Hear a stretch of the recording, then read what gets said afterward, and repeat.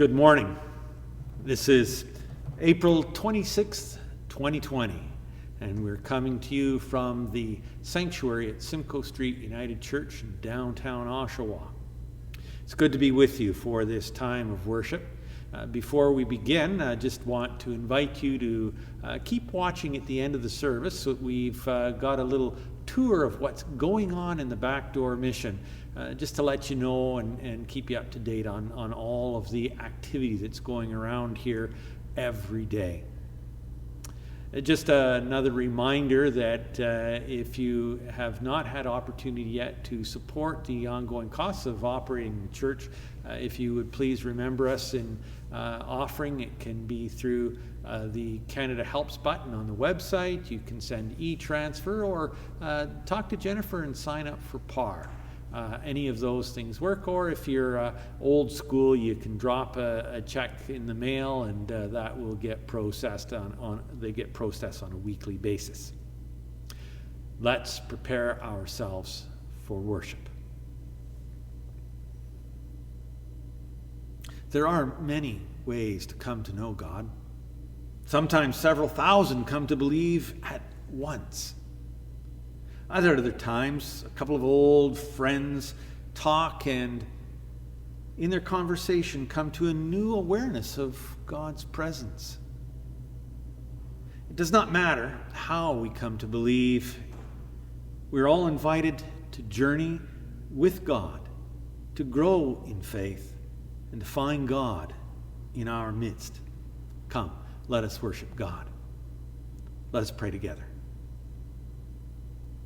Loving God, you come among us, you walk with us, but often we don't recognize you, yet you surprise us by being there in our midst. Help us to recognize you and to walk with you each and every day. We pray together as our Lord Jesus taught us. Our Father, who art in heaven, hallowed be thy name. Thy kingdom come, thy will be done on earth as it is in heaven. Give us this day our daily bread, and forgive us our trespasses, as we forgive those who trespass against us. And lead us not into temptation, but deliver us from evil. For thine is the kingdom, and the power, and the glory, forever and ever. Amen. Let us join together now in singing our first hymn, which is 185 in Voices United. You tell me that the Lord is risen.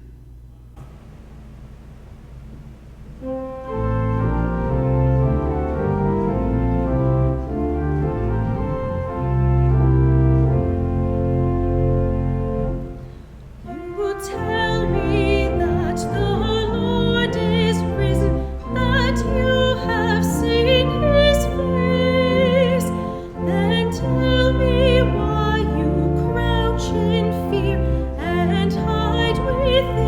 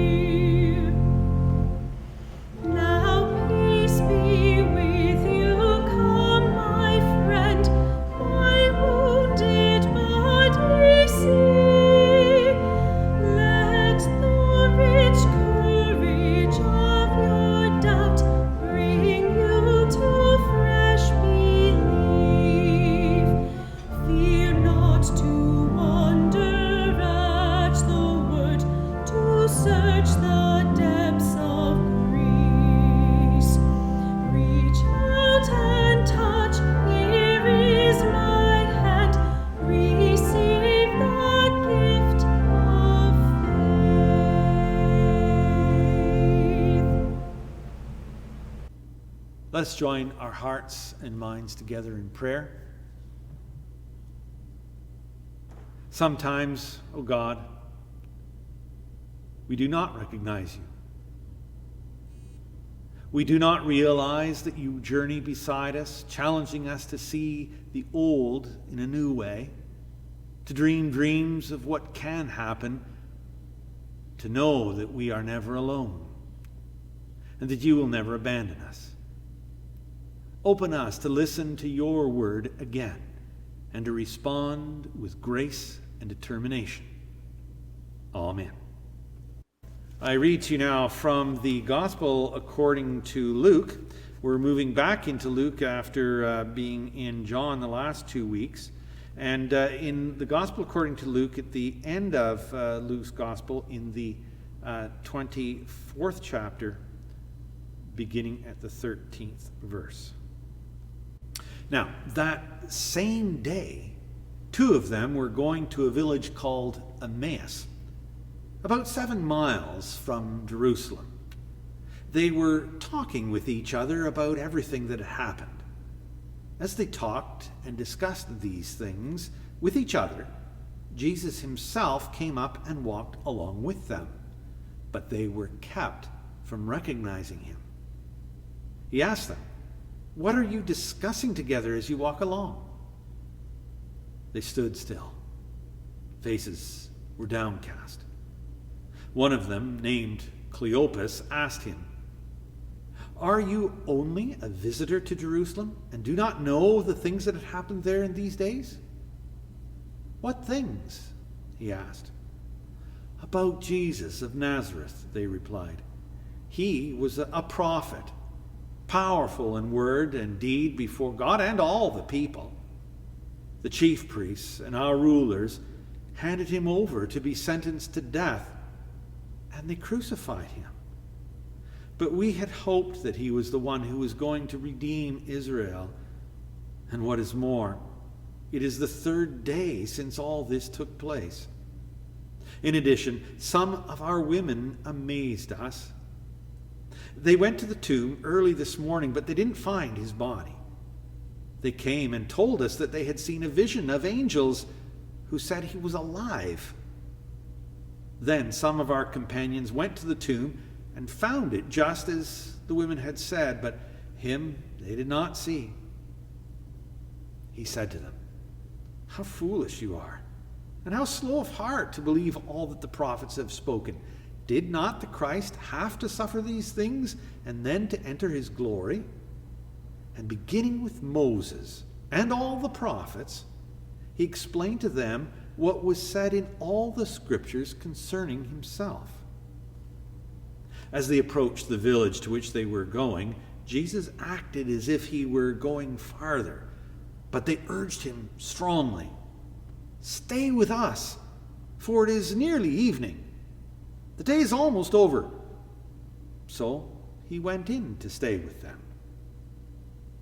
When he was at table with them, he took bread, gave thanks, broke it, and began to give it to them. Then their eyes were opened, and they recognized him, and he disappeared from their sight. They asked each other, "Were not our hearts burning within us while he talked to us on the road and opened the scriptures to us?" Then they got up and returned at once to Jerusalem. There they found the 11 and those with them assembled together and saying, "It is true, the Lord has risen and he has appeared to Simon." Then the 2 told what had happened on the way and how Jesus was recognized by them when he broke the bread. Thanks be to the Lord, for this is his word.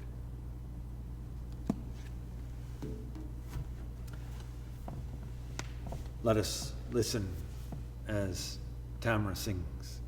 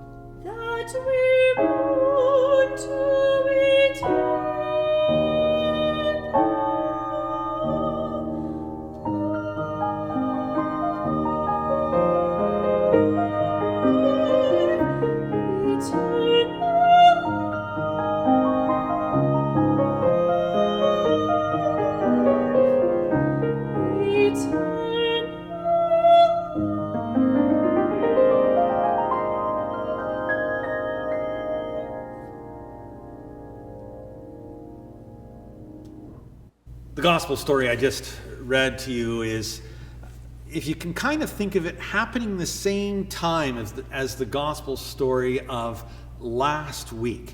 There's this odd timing issue that happens between the gospels that somehow syncs up but doesn't quite sync up. And this is an example of that.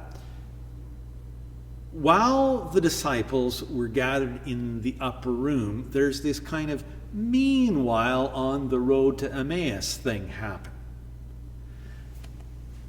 The disciples are, well, one is named Cleopas, the other is not, and there's some debate about why that is, why maybe it was Luke didn't know who that other disciple was, although there is a kind of underlying suspicion in biblical scholars that perhaps it was Cleopas' wife Mary. She gets mentioned at the crucifixion, and here's Cleopas. He's with somebody else, unnamed. Maybe it's his wife, because there is this tendency in Scripture, if women are involved, not to name them. It's that kind of awkward patriarchal thing. So maybe it's Cleopas and his wife. Maybe it's another man that is walking with him, somebody else, not named. And that is a curiosity, to be sure.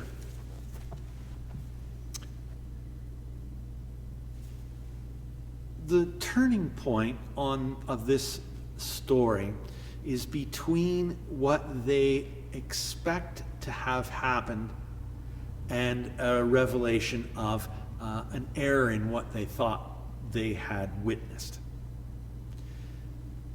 They were sad, it tells us, as Jesus approached them on the road.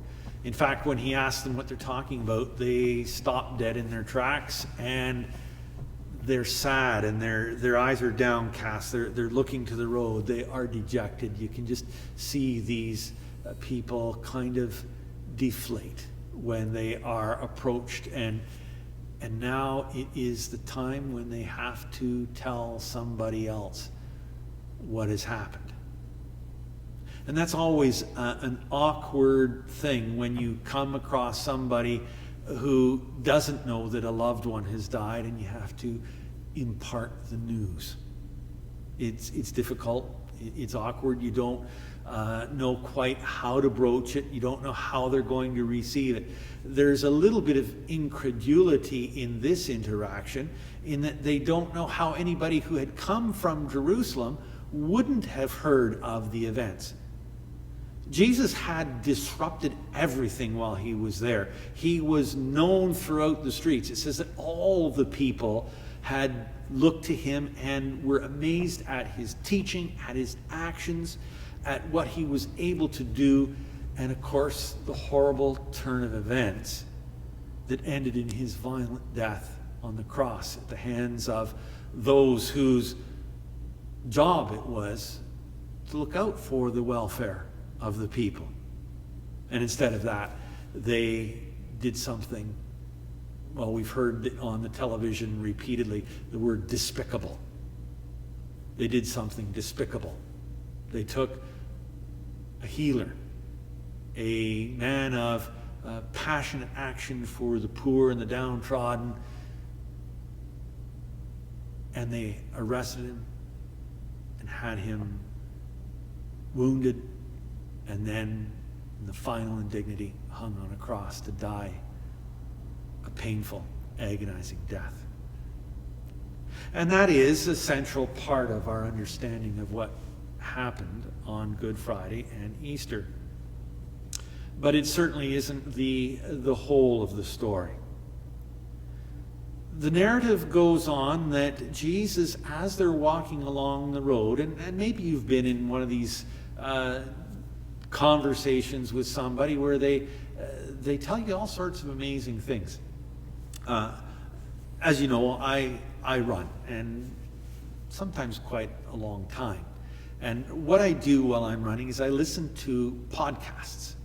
And the podcasts are different ones. One of my favorite ones is about marketing. It's called Under the Influence with Terry O'Reilly. I love that one. He just opens you up to understanding how the marketing world influences our behavior, our perceptions of the world, all of course to sell their product.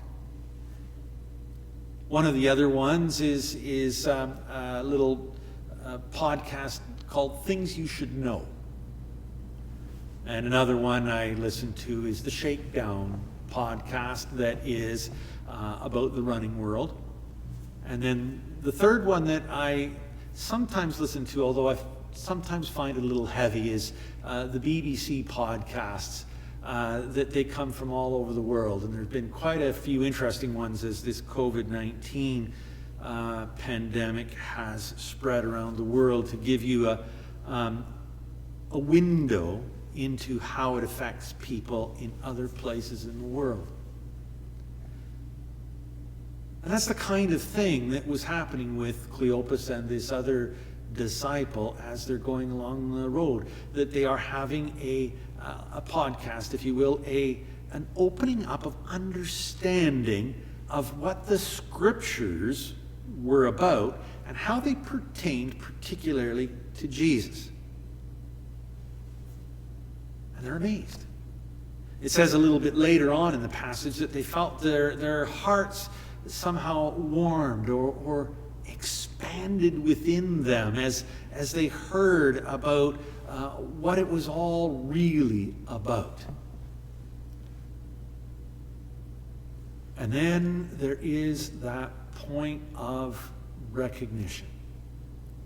And I think for Luke that it is pretty important for us to understand this, is the way in which we are to see the presence of Christ in our midst as well. It is the reaching out to break the bread, and they recognize it as the communion. They'd seen it in the lead-ups of the sharing of the fish and the loaves with the large crowds who came to hear Jesus preach, and then they had witnessed it with Jesus, with his disciples in the upper room at the Last Supper. And it is that breaking of bread, that sharing, that opens them up to understanding what was going on. This past week, last weekend, a meanwhile happened in Canada, in Nova Scotia. In the midst of when everybody is locked down, dealing with the loneliness, frustration, anxiety that might cause some, the isolation and all of that burden, we hear of monstrous actions being undertaken by somebody, and what seems to make it even more monstrous is that he did the kind of thing that is despicable, in that he masked himself as one of those who takes it upon himself to look out for us. He pretended to be a peace officer, someone who puts their life out there to make sure that we are safe, that we are able to get services we need, that is looking out for peace and good order. A protection, if you will. And instead of doing that, this man used what should have been a sign of security in a diabolical way. And we have a hard time getting our heads around it. I think in a very similar way to the way the disciples had a hard time getting their heads around how their priest, their clergy, handed up this man of compassion and peace and healing to be put to death in the most horrible way.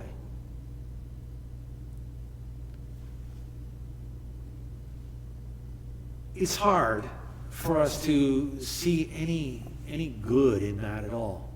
And I know it's the same with the Good Friday. When we call it good, it's hard for us to see any good in the Good Friday at all. It's about violence and pain, suffering and death.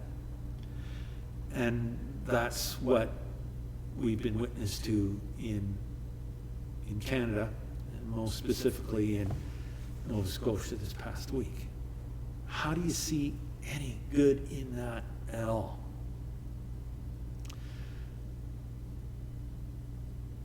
The discussion that Jesus had with the disciples was about opening them up to a wider vision. A wider vision of where love really works, how it really works, and who he really is. And part of it is this evidence of his resurrection. And he wants us to know, and there is a promise that he made to his disciples earlier on, that I'm going to prepare a place for you.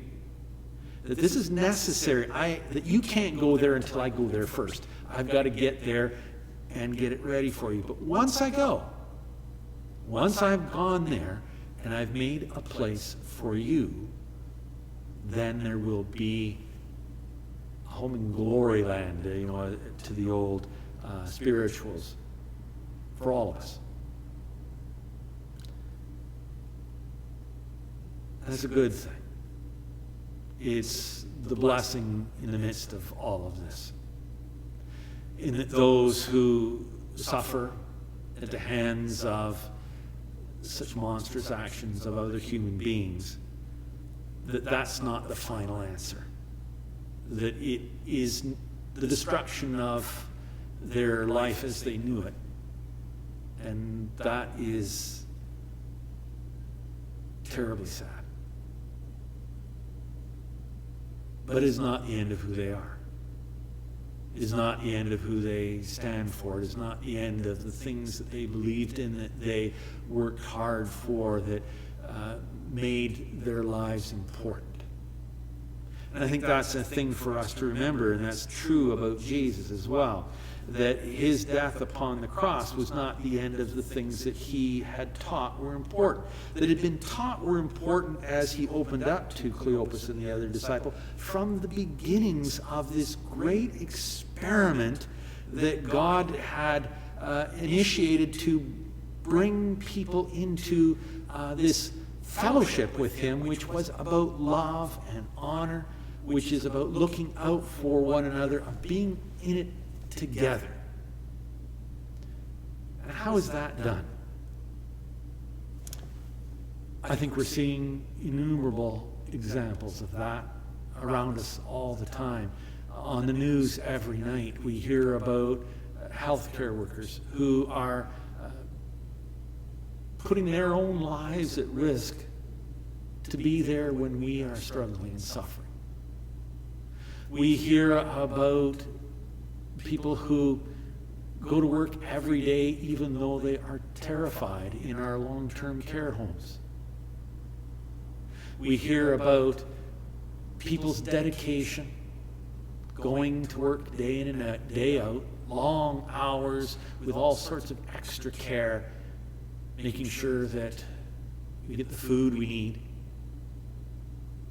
that we can all survive as best as possible through this pandemic. And we see examples of that in Nova Scotia as the community comes to support those who survived that night of violence. How they come and bring gifts of comfort and presence. How they love their neighbors. And that's good. So Jesus showed us the way in which the work that he had been doing before could come into the world in a continuous way with us in the breaking of bread. And the disciples, they were excited to go back and share that with the others that were they knew still in that upper room.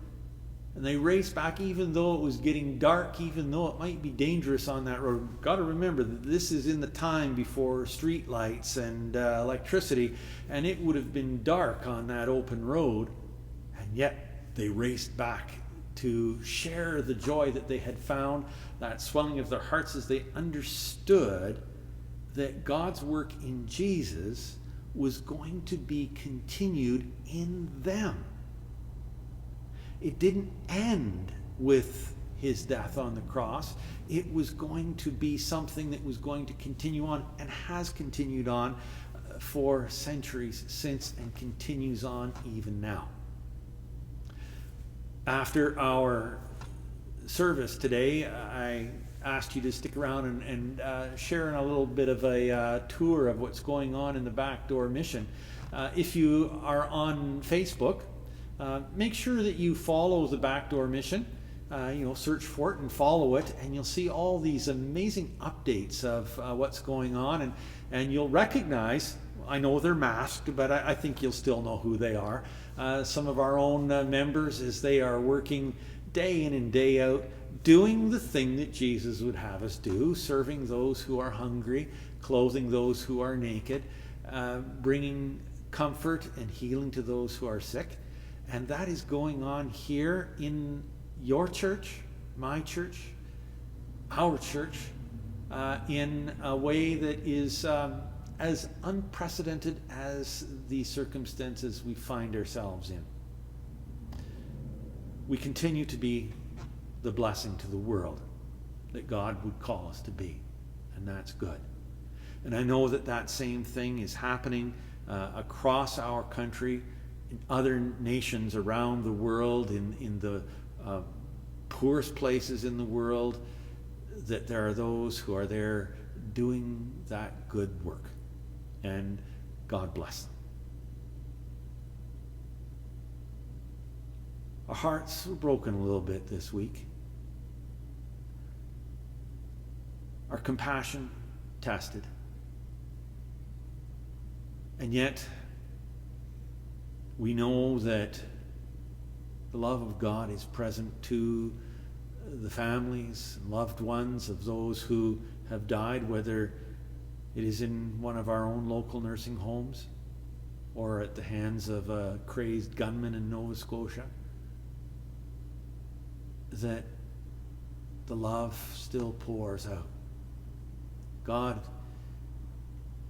has empowered so many to be so good for so many others. And we give thanks. Amen. Let's join together now in singing hymn number 182. This is the first three verses of Stay With Us Through the Night.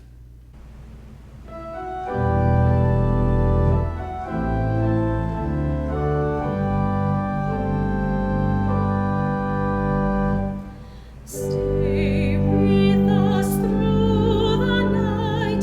Stay with us through the pain. Stay with us, blessed stranger, till the morning breaks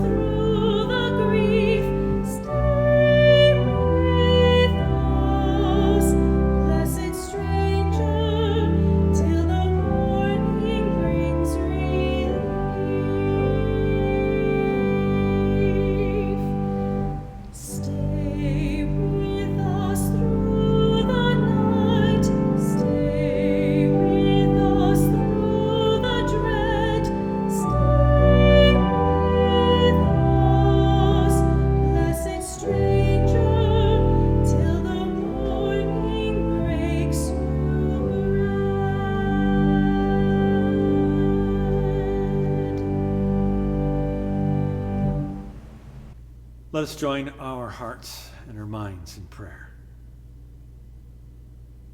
Jesus Christ, Lord of all, stay with us now. Come, join us at our table. Sit beside us a while. Make yourself at home. What's ours is yours.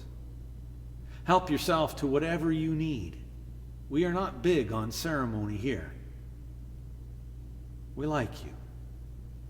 You listen to our anxieties. You sit beside the lonely.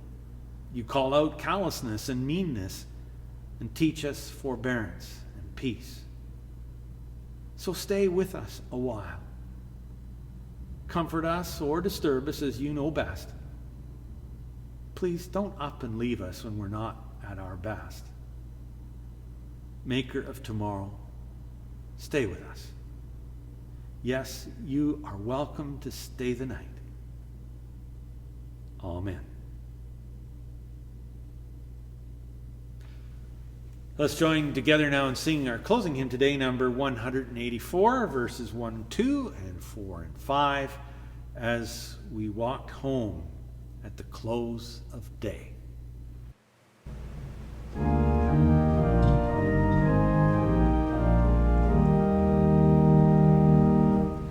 As we walked home at close of day, a stranger joined us on our way. He heard us speak of one who'd gone, and when we stopped, he carried on. Why wander further without light? Please stay with us through troubled night. We've shared the truth of how we feel, and now would like to share a meal. No stranger he it was, our eyes which failed to see in strangers' skies. The Lord who risen from the dead met us when ready to be fed. Alleluia, alleluia,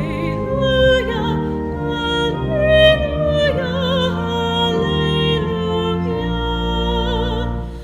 as Mary and our sister said, the Lord is risen from the dead. And now may the blessing of God be with you, keep you, and hold you. May you know peace and comfort. Be at peace. Stay safe. Godspeed. Amen.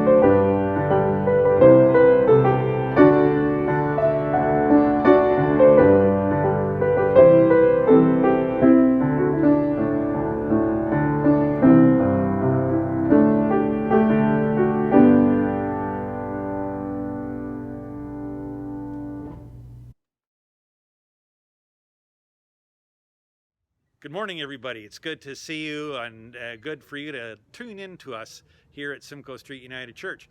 There's been a lot going on at the Backdoor Mission, and I thought it might be a good idea if we take a little tour through and you can just see how much has changed in the activities going on here at the church while all of us are isolating at home.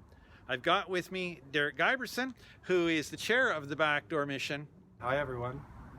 Well, would you mind just taking us through and showing us what's going on here and how it's changed in the last couple of weeks, and I guess changing even more in the weeks ahead? Yeah, so lots has been happening and lots still to come, but I'll show you what we've done so far, and you'll see a lot of familiar spaces that look pretty different from how they're usually set up. All right, let's go on inside. So here we are in Memorial Hall, which is where we would usually be doing drop-ins with the clients. But we can't have big crowds right now. So just in the last few days, there's been some real transformation. As you can see, we've got some dividers that have started to be set up over here, nurse and doctor stations, and I'll just sort of take you around the corner over here. As you can see, they've brought the real thing in here with the medical equipment and the beds that are there to help out with clients. We're still sort of getting up and running, and there'll be some more change coming. But even with the word getting out, we've already seen some clients who have been in accessing nursing and doctor services and other care services, even in the short amount of time that we've been getting things ramped up here. So word is getting out, and I think the clear need has been proven just in the last couple of days here. So what I'll do next is take you for a walk this way. So starting on Monday, this will actually be the check-in station over here, and clients will be screened through a different door. Now the washrooms are still the usual washrooms, except that we have extended the hours of those because a lot of businesses and other facilities have closed, so people need a place to use the washroom. So we've been able to bring on some new volunteers and some new staff to help to have those available for people who are in need of a very basic service like that. It's very hard to find right now.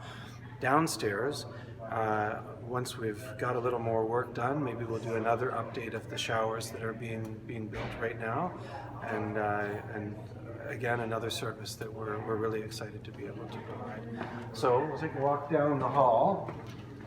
Now the kitchen doesn't look very different from normal, but it is being used 7 days a week right now. And then, as you can see, we've had a bunch of donated fridges and freezers from Trent University. Oh, good idea, get some light on there. And others who have donated some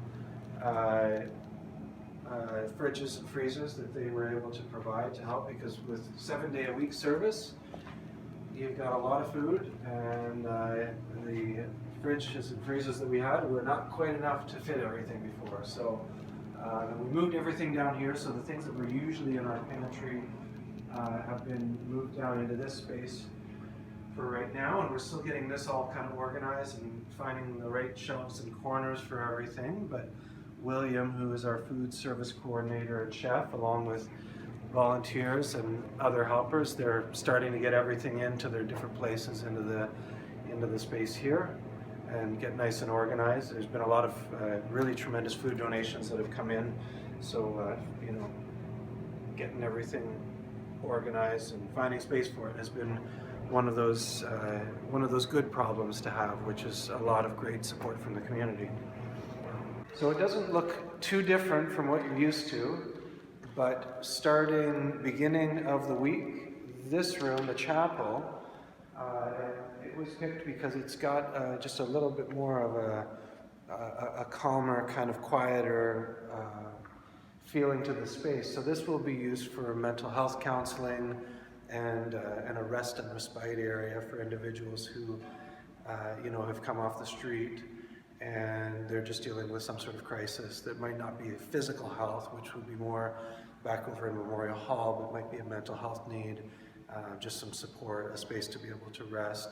And no matter where they are in the building, clients are always attended with someone. There's always someone there who's providing support able to get them into another space, walk them to another space if they need another service that's being offered on site. So looking forward to showing a bit of an update to this space down the road as we get some of them.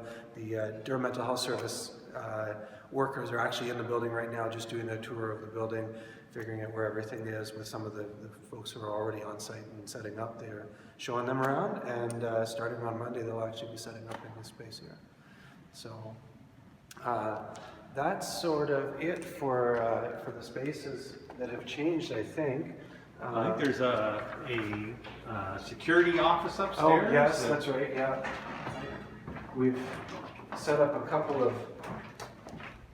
What's going on out in here in this area? So yeah, so right now, we haven't actually started using it yet, but we've moved some things around, and the space here will actually be sort of the intake space, so the doors on Bagot Street will be the main screening doors. So, you know, to make sure before somebody comes into the building, you know, that they're not symptomatic with COVID-19. If that is the case and there are any symptoms, then, or not just that, but other care needs that an individual may have that the doctors, nurses, mental health specialists on site can't help with, in any of those cases, it means that they're directly linked into other healthcare services, so they can be triaged to another site as necessary, whether it's other healthcare or even a quarantine site that the Region of Durham is working on setting up with the other healthcare providers at another location. So that's the screening point over here, and right now we're still doing some furniture rearrangements here, but we may have some sort of entry point services in this space here. So that's where we are kind of for the main floor. So because we have healthcare and crisis workers who are on site Monday to Friday, and they're working like any other work day, you got to take lunch at some point.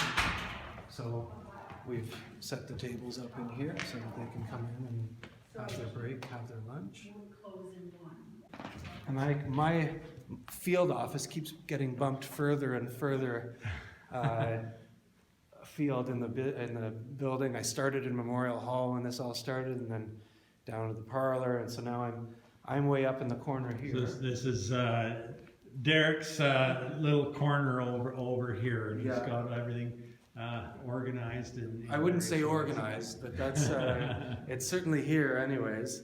And then just over there, I think the doors might be locked right now, but the CDN Protection, who is our security, they've got a space set up.